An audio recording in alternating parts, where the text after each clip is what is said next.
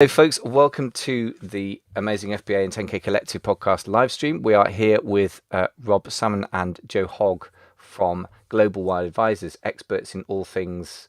I was going to say business brokering is not the right word, but M&A advisors and anything to do with selling your FBA business. And today we're going to be talking about aggregators in a very sort of rigorous way. So it's going to be quite an interesting topic. Gentlemen, first of all, welcome to the show. Thanks so much for coming on. Thanks for having us, Michael. I just realised I'm committing a cardinal sin after however 800 podcasts, and I'm not wearing earphones. That's going to mess up the audio. So I'm going to put those on. In the meantime, if you are with us live or watching on the replay, do ask any questions you have of the gents, Rob or Joe here. Lots and lots of expertise from the investment community to bring to bear. Other than that, we're going to record a podcast as is our want live. So if you're ready to do that, we can get going with the podcast. Yep. Excellent. Let me just change my background to get the branding up here. I'm doing it all wrong today. Don't know what's wrong with me. Right. Here we go then.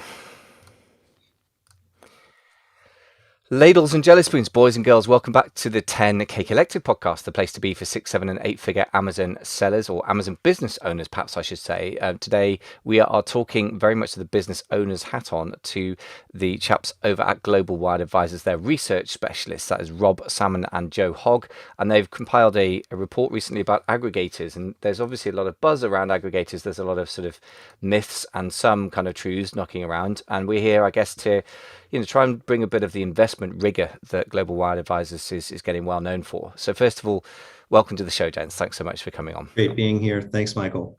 Thanks for having us. Thanks, Rob. And so first of all, Global Wide Advisors, we were chatting before the show about what is exactly Global Wide Advisors. In my brain, the primitive version is you guys are business brokers, but that's not quite right. So tell me, what the more sophisticated version is of what you guys do.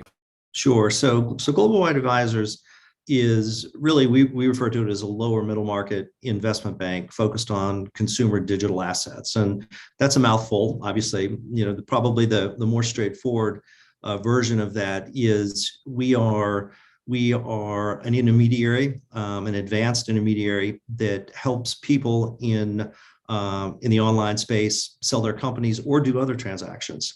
There is a little bit of a distinction between a business broker and an investment bank, and really it's the process. The process that an investment bank is going to follow is going to be a bit more advanced, a bit more, should I use the word professional? It's going to, in our mind and in our experience, achieve higher value in a transaction, whether it's a sale or a capital raise or some other form of deal. So that's kind of who we are, high level.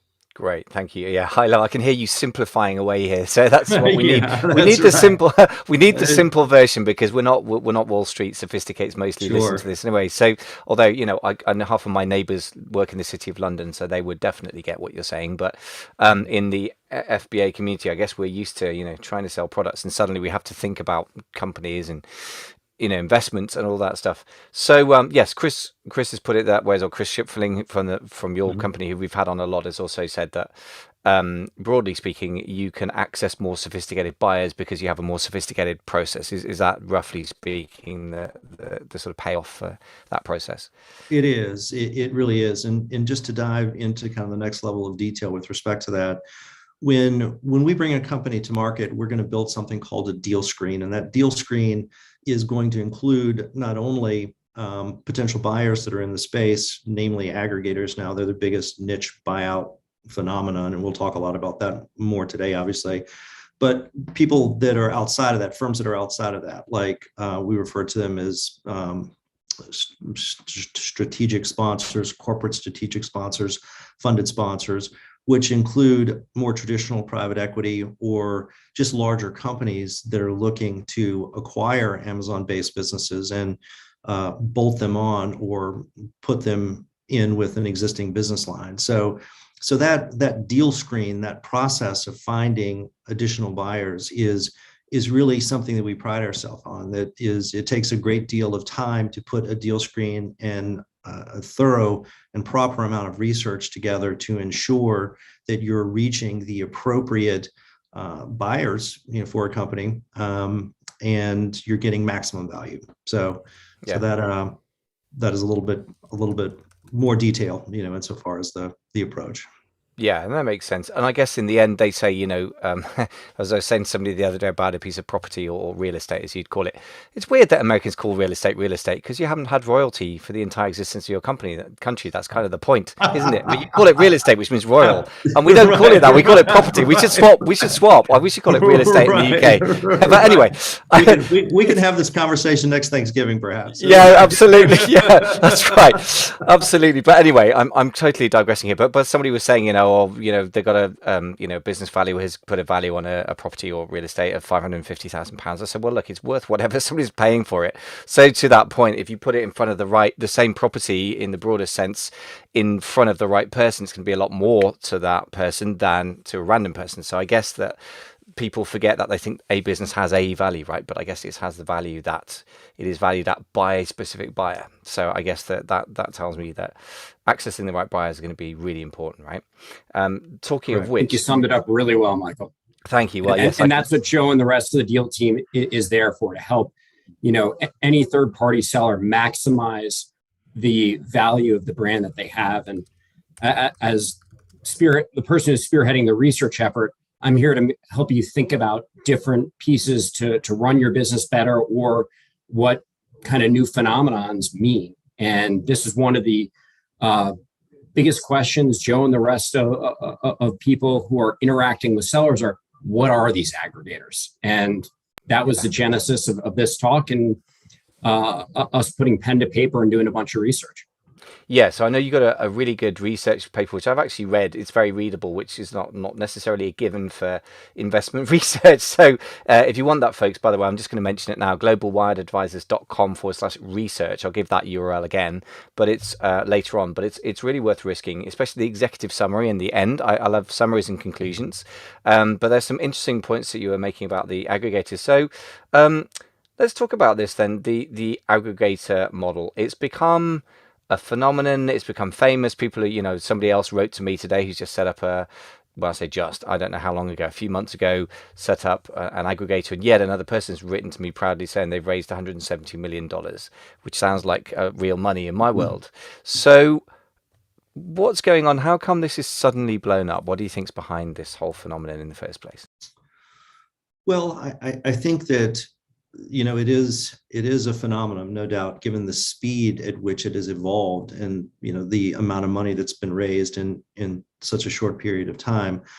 I think that if we reference back to the aggregator report that we put out, I think I don't know if people have a chance to pull that report up, but I think that a good exhibit to talk from is Exhibit 3, which shows gross market value, GMV, for Amazon, Shopify, eBay, and Walmart. And you can see in that chart that there's a significant spread between the amount of product volume that's going through Amazon and the other three.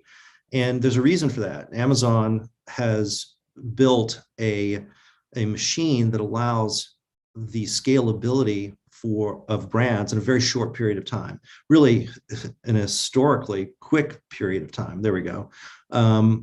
It's in and of itself unprecedented in the way that you can start a brand, start a company, leverage the tools on Amazon to build it into something that is quite large in just a few years period of time. And it's really that scalability that has paved the way for the aggregator opportunity, because with Amazon, you're kind of homogenizing a lot of variables that are necessary to be successful selling online. So from an investor standpoint, an aggregator standpoint, you can acquire very diverse brands, very different companies, and you can put them together in a portfolio, and you can have very similar levers, if you will, to pull for all together. So internally, aggregators can build economies of scale that allow them to optimize different parameters for all of these different brands, different companies, different approaches. And, again, it's that homogeny that is the common denominator with respect to what Amazon has built that has really paved the way, in our opinion, for the aggregator phenomenon. And I would say that to add to what Joe just said, what Wall Street and these pools of capital are recognizing is the great brands that all of you have built, where these businesses are 35% contribution margin, 20% SDE or EBITDA margin on average, in a business that is very low capital intensive and produces good returns. So this is capital chasing returns, which is what we've seen historically on Wall Street.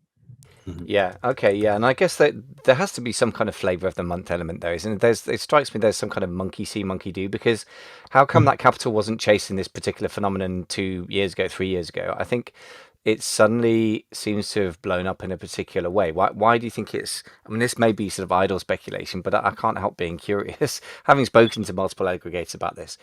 Why do you think it's blown up? And do you think it's going to kind of blow away, to put it another way? I mean, is this just a bubble, or is this got more substance behind it? No, we don't believe it's a bubble. I think it has grown in a very short period of time.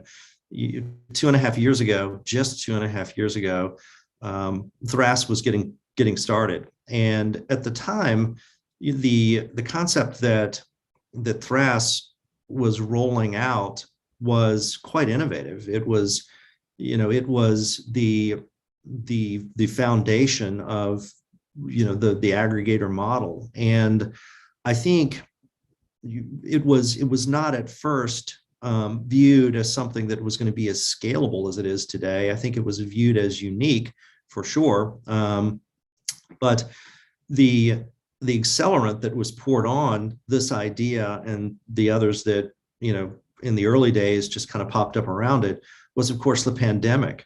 When the pandemic happened and consumer spending globally shifted dramatically from service spending to just consumer goods spending, we saw an amazing explosion in sales, predominantly on Amazon and other online venues as well. And it really highlighted strongly the opportunity that the aggregator model could exploit. And when revenue is generally kind of trending at about the 15% a year that it was, and you're not seeing outsized EBITDA or SDE, the opportunity is a little bit harder to track, if you will. But when an event comes along like the pandemic and you see an explosion in sales, and then all of a sudden it's quite clear that there is a huge opportunity here, that I think was really the accelerant that opened people's eyes to the profitability of the aggregator model and the opportunity that the aggregator model had going forward. I will add too that I think in the early days there really was not a lot of thought put into shaping the consumer products goods space. I think that the OG thoughts, if you will, around aggregators were, I think, predominantly around, hey, let's acquire a number of diverse brands, let's generate internal economies of scale, and then let's eventually sell those brands as packaged deals, if you will, upstream. So in other words, let's accumulate as many pet-related brands as we can and take those together as a package to like a PetSmart. Well, as the aggregator model got rolling, I think that a little bit of the long-term thinking shifted toward, wow, this is something that can reshape the CPG space, where we can accumulate brands and eventually execute a public securities transaction, go public via IPO, and now our portfolio, where we've made acquisitions anywhere from a 3 multiple up to recently a 6 or 7 multiple. Now all of that will be valued at a 15 or 20 multiple. So you would see, a significant increase in valuation, a significant windfall for investors and shareholders in executing a public securities trade. And I think literally in the last year and a half, a lot of that thinking has crept into the aggregator mindset. It's no longer about accumulating brands, looking to package them, generate cash flow, exit those brands as packages upstream, say to corporate strategics. It's now, hey, let's go public, let's get over that wall, so to speak, and see a significant increase in value. So I guess that's a long-winded way of answering that question. Yeah, it's interesting. So I guess we're talking about the sort of the original concept and then how it's developed. So I guess to put it in simple terms, originally they were going to put a lot of brands together, and because of economies of scale, you could roll them up into something that bigger players are more interested in buying. And then now they've developed the idea of bypassing that and just going public and becoming the big players themselves, I guess. Yeah. And I guess that latter thing hasn't yet happened, but that's something you're seeing coming from your report, isn't it? From what I thought, that once somebody goes public, or IPOs, initial public offerings, so in other words, they take it onto the stock market and are listed public companies that anyone can buy, your thesis is that it's going to be a lot more valuable. Is that right? Oh, most definitely. And that's something that we see happening in 2022. An aggregator is eventually going to execute a public securities transaction, is going to go public. And when that event happens, it's really going to ignite interest in the space. There's a ton of interest in the space now, but we're in the space, so we have a front row seat to that interest, so to speak. But the investment landscape is quite large. And this phenomenon, as fast as it's grown, still hasn't really registered with a lot of people outside of the space. I think when you see that first public trade, and it's made evident through, obviously, public disclosure, the amount of money that's been made, the model, the approach, I think it's going to generate a lot of additional interest, because now most aggregators are marking to model, is what we say, where they're basically saying, hey, we have all of these acquired brands, we have this much cash flow. If we were to apply, theoretically, a traditional CPG multiple to this portfolio, we'd be worth X. And that's probably true, but we haven't seen an actual trade. We can't look at a ticker, so to speak, where we can see where that particular valuation should be tracking. When a public securities trade is executed, we will know where to market effectively a lot of aggregator portfolios. And I think it's going to be obviously much higher than where they're marking to model today. Yeah. So in other words, the value of it, once somebody actually does it, it'll be proven, and the value will be a lot higher, because it won't be theory anymore. Somebody will be willing to invest hard cash, right?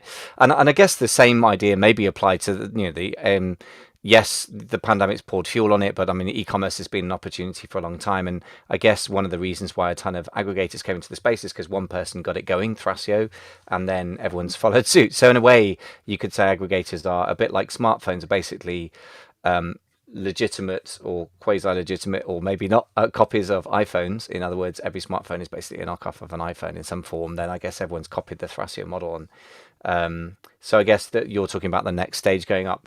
So I guess one of the things, and Rob, I'd love to get your thoughts on this, because I know you're the specialist in research at Global Wide Advisors, or one of the specialists, that there's obviously risk and return here. So we aren't, I suppose, primarily talking to Wall Street guys, or even mom and pop investors who want to invest so much as the owners of businesses who want to sell to aggregators. But nevertheless, we need to think about the bigger picture, and there's risk and reward here. So I know you've got a few thoughts about what could go wrong is one of the things to think about, isn't it? So tell us a little bit about that, because obviously what goes up can come down at some point. And this feels a bit like a bubble to me. I don't know if it is. And you're saying you don't think it is, so understood. So tell me about the risks, nevertheless. Yeah, and just to kind of expand on that point, 13 billion is a lot of capital that's been raised by the aggregators to date. If we look back, even since we published our report, an incremental 1.7 billion has been raised. And it's been on pace about a billion a month thus far in 2021. And that compares to about $1 billion being raised in all of 2020. So clearly a lot of capital is moving into the space. However, if I take kind of a bigger picture view of saying, how big is CPG? The amount of capital raised is actually quite small.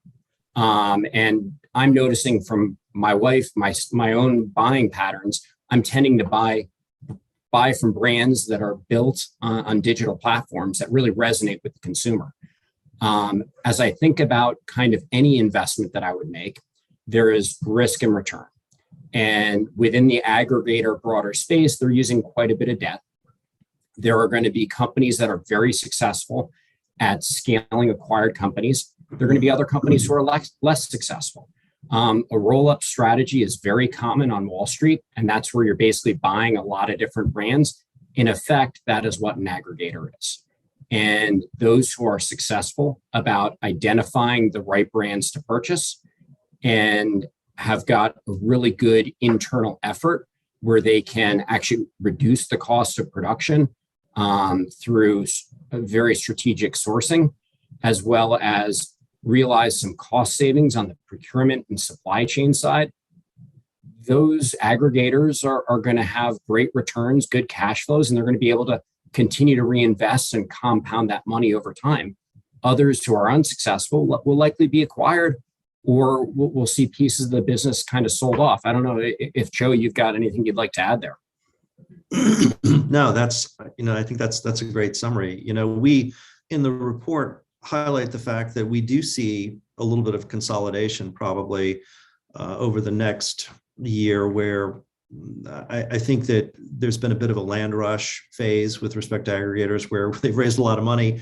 During the run up associated with the pandemic, in sales, they acquired a lot of brands, and we're seeing some normalization. We're seeing some year over year slowness, and I think aggregators have probably applied a fair amount of leverage to a lot of these acquisitions that have been made in this land rush phase. So I think there could be a little bit of a shakeout. I think you could see, as Rob mentioned, some consolidation among aggregators. You could see potentially some swapping of portfolio positions, but it doesn't change our long-term view that there is a lot more growth ahead in the aggregator model. And I think that they're really just getting rolling, despite probably what we see in this little bit of consolidation phase. I think, again, once the public securities transaction is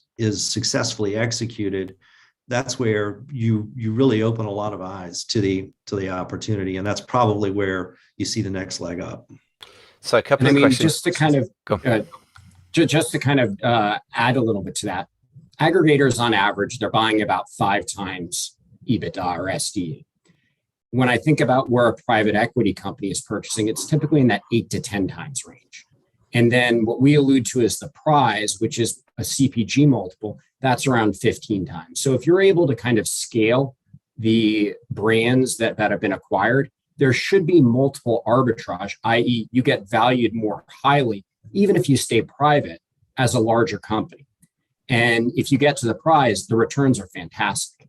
As we think about the potential from an investment standpoint for aggregators, but not all will, because as we just talked about earlier, some are going to be unsuccessful.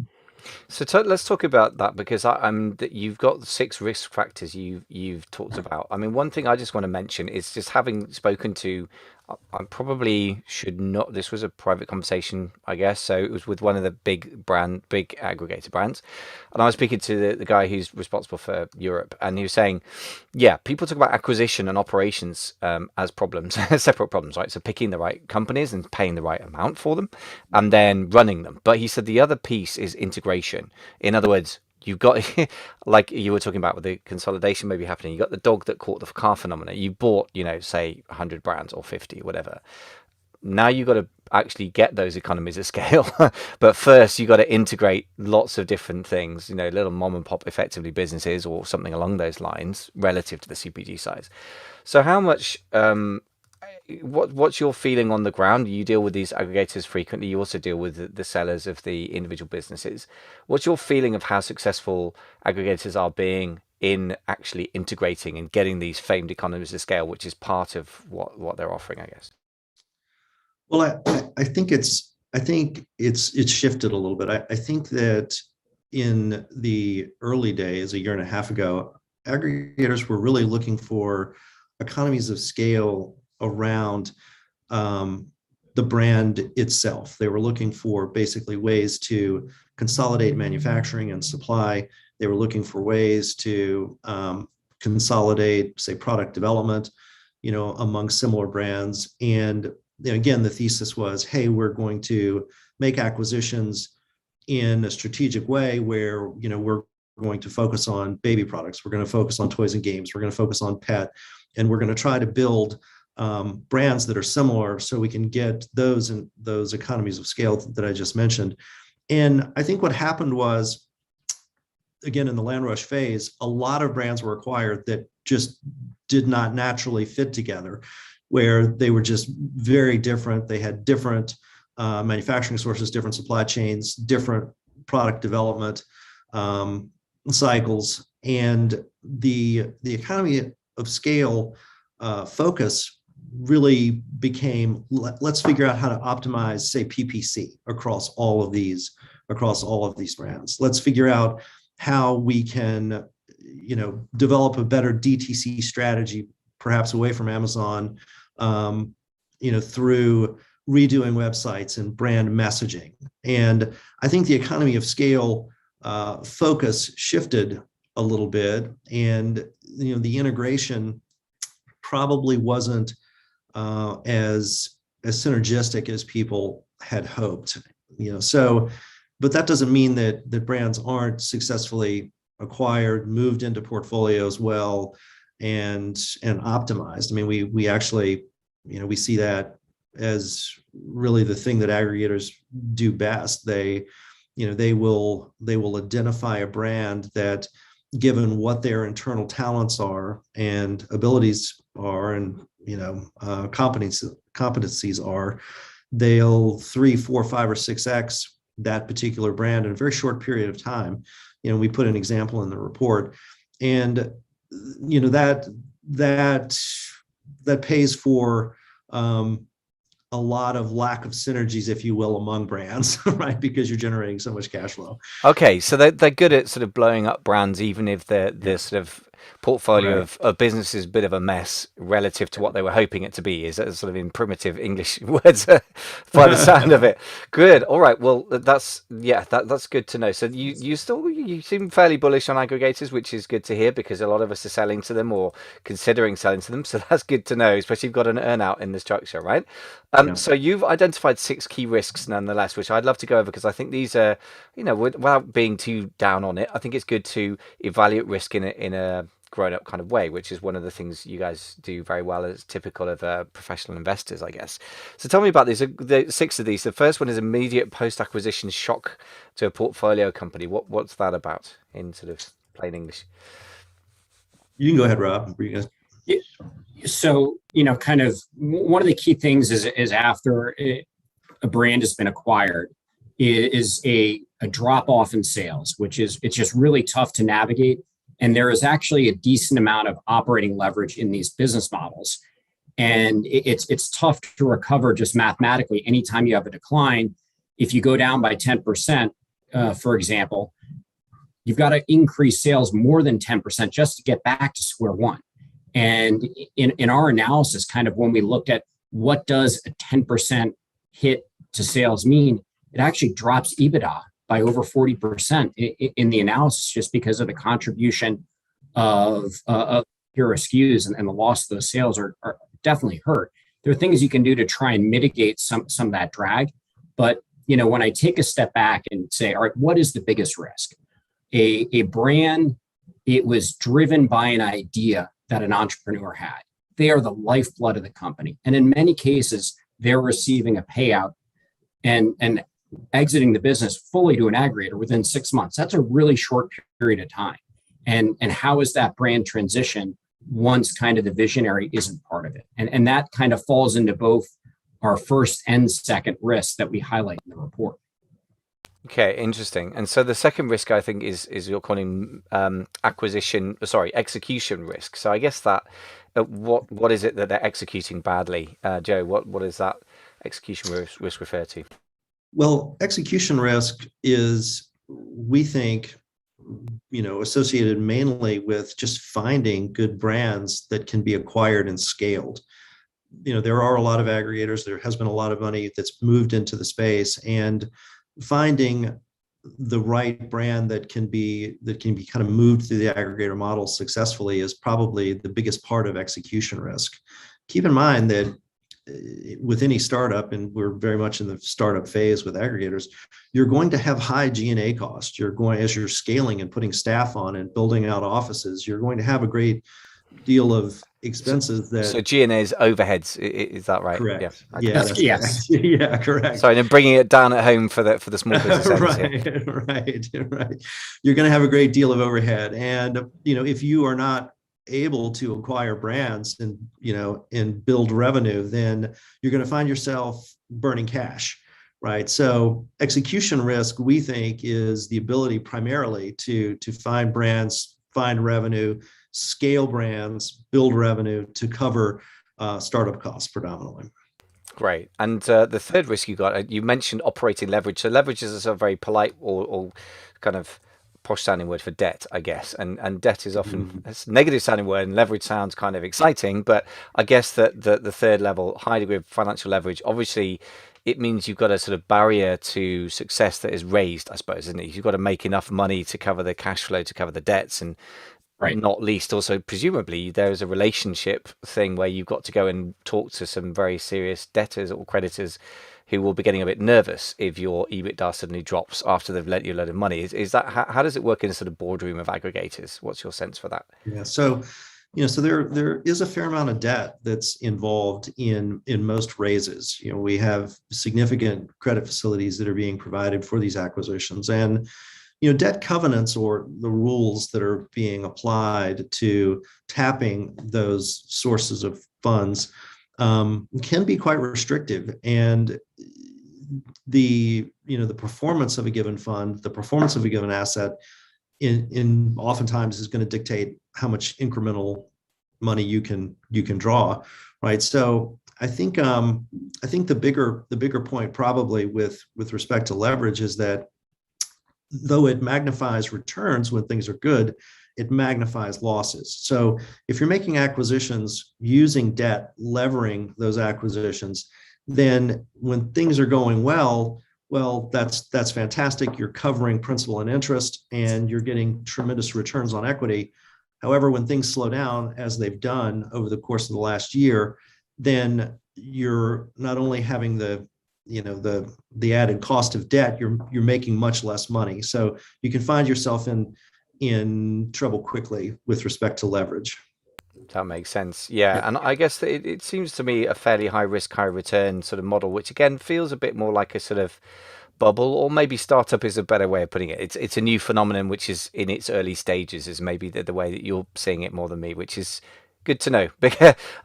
So Amazon platform risk is the fourth one you've got on your report, and this to me always struck me as very interesting that the whole thing even took off, because to me that feels like a very big one. As an Amazon seller, we're always afraid of the knock at the door, as it were, by Amazon suspending our account. So Rob, what are your thoughts on that one?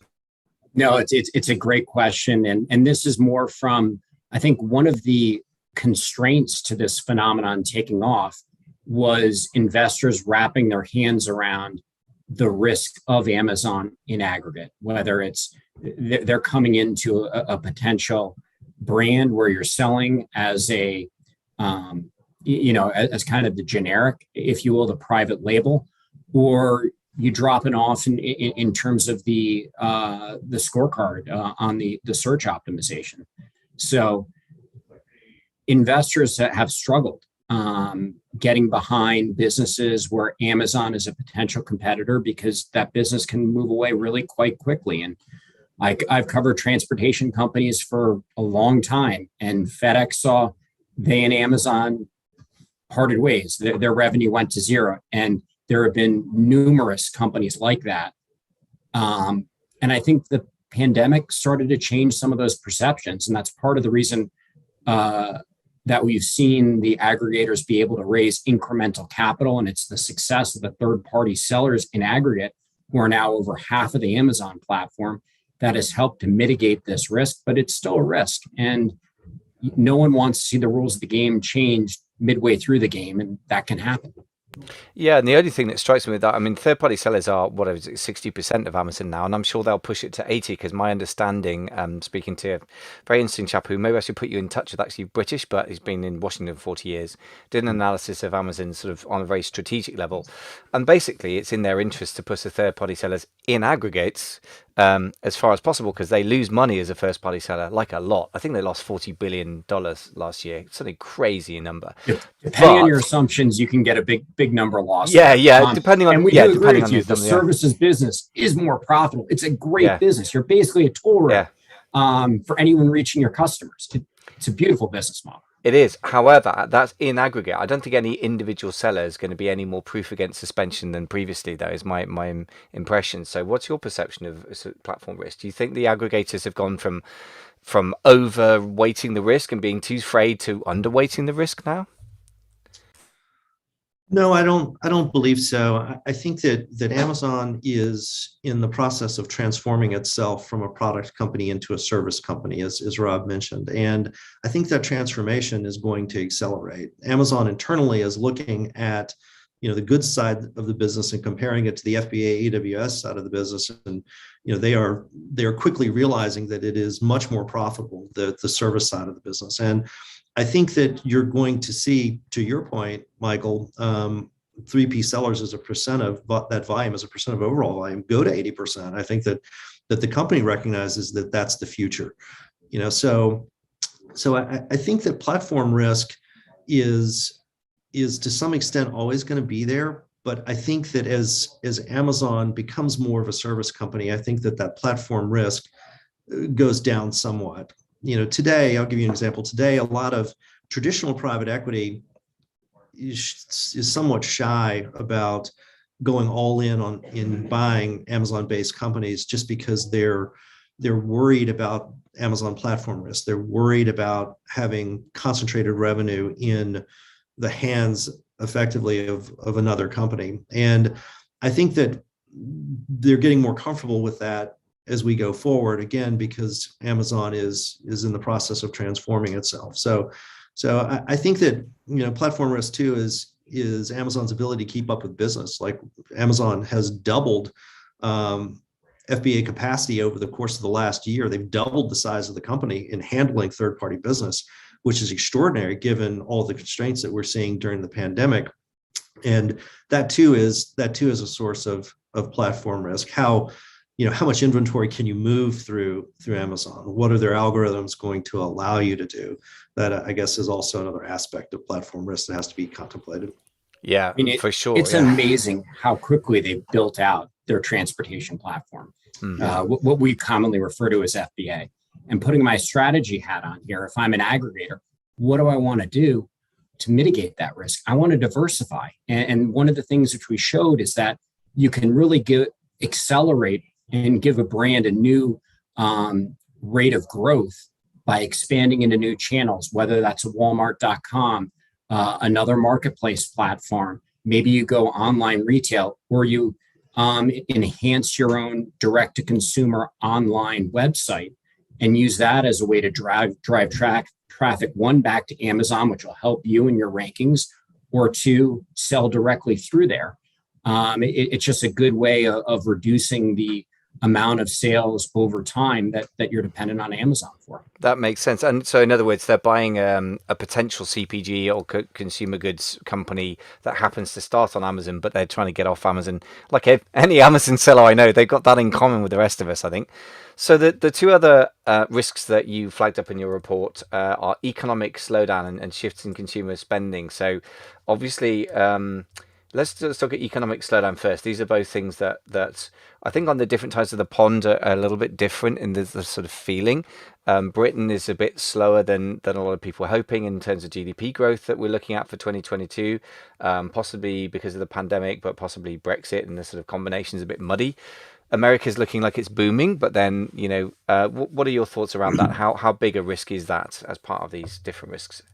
Right. Well, insofar as economic growth in general in the US, I think that most, if we look at most forecasts on Bloomberg, which is a summary of most economists' opinions on where we expect GDP to be, we see above trend growth going into next year. I would say that it's still going to be somewhat constrained by the fact that we are continuing to see bottlenecks in supply chains. I think that we certainly don't have an aggregate demand problem in the US. I think that we have a constrained supply problem at present. And that's probably going to work itself out. I think over the course of, say it's going to take a while, probably another year and a half. And in the meantime, aggregate demand is going to be a little bit constrained by the fact you just can't get a lot of things. Probably the best example of that is the automobile industry in the US today. Because of chip shortages, we aren't moving nearly as many automobiles in the US as we have in the past, and that kind of shows you, that's just one data point, one particular product that shows you, how constrained we are, with respect to just overall purchasing. So I think that, from the standpoint of Amazon and consumer goods, though, we're probably not going to see a slowdown there, because again, if we re-examine what happened during the pandemic, we saw all of the spending that was going towards services shift toward goods. 2/3 of the US spending in the US economy is on services, and about a third is on goods. Well, during the pandemic, there were obviously no services. Everything was shut down, bars, restaurants, et cetera. So all of that spending, and people were locked at home, all of that spending found its way into consumer goods primarily through Amazon. Well, with this new variant, Omicron, now hitting the scene, I think it is safe to assume that case counts are going to continue to increase. There's obviously some good news around, the severeness of the disease, at least in this stage, but cases are going to go up. And I think that's going to lead to restrictions and additional concerns about health. And I think that, the early movement of consumer spending back towards services now is probably going to shift back toward consumer goods in the US. So I think that we're going to have some support insofar in consumer goods and Amazon in general going into next year because of Omicron. But in general, with respect to economic growth, it's not nearly as booming as it could be probably going into next year, again, because of supply side constraints. Yeah. And Okay. But so when we think about that in context of the six risks we lay out, it's a much lower risk here, given our outlook. yeah, interesting. And I think that may be quite different in Britain because the supply constraints are going to apply. But I think there's greater inflation risk here. It's just generally, if you look at the inflation history in the US and the UK, it's much worse in the UK over the last few decades. We had a bad time in the 70s and the 80s, I think. But also, it's a smaller country. It's more constrained in multiple ways. I don't know. We'll have to see, right? That gets very speculative when you get into inflation forecasting. But anyway, you sound quite bullish. And the nice thing is for any British people listening that have businesses, a lot of them sell into the US primarily as their main market. So we don't have to be constrained to the UK economy, even if you're bearish about it. So obviously, you guys have created a really excellent report here. And I'll just give the URL for that again. So if you want to get this, folks, very, very worth reading. It's not a huge read, but very, very informative. www.globalwiredadvisors with an ORS, I can never spell advisors, globalwiredadvisors.com/research, and definitely worth getting if you're serious about selling or even considering selling a business at some point. I think you really should understand the landscape. So guys, what else do you offer apart from this research? Just tell us briefly what Global Wired Advisors can do for anybody who's thinking of selling an FBA business. Sure. So as I mentioned before, we are technically an investment bank focused on companies in the digital world. So we specialize in selling Amazon-based companies and direct-to-consumer companies. That is really our bread and butter in Global Wired Advisors. So the process that we apply in taking companies to market is a traditional middle market investment banking process. And we've proven through this process that we can achieve much higher enterprise value, a much higher sale price in going through this this approach. So, if you're contemplating selling, we'd love to hear from you. Excellent. I can hear you simplifying everything from Wall Street speak to us. It's like higher enterprise value. Like, hang on, I got to put it in terms these guys can understand. Sell for more money, which is Right. good. We like direct. We like Right. simple and direct here, because I think that the small business owners are nothing if not direct. I think because they haven't got the time to be too kind of restrained in their language. So yeah, it's an education speaking to you guys, and I think reading the report as well. I think understanding the people who are going to be buying something is what is marketing 101, right? And if you're selling fast moving consumer goods, all the good marketers know that you've got to really think about your buyer. But when you're selling a business, the same applies. It's just obviously not a familiar territory for most of us, but you guys are very familiar with that. So I think the language, the mentality, the education is really valuable. So I'd really urge anyone who's even thinking of selling a business, or if you're not thinking yet, you should be, with the multiples out there. www.globalwiredadvisors.com/research. Really, really worth reading. I know you guys have got to bounce to another meeting now. So any final comments from either of you, Rob or Joe? Michael, thank you so much for having us, and to you and all your listeners, a very happy holidays. I don't know if Joe's got anything else he'd like to add.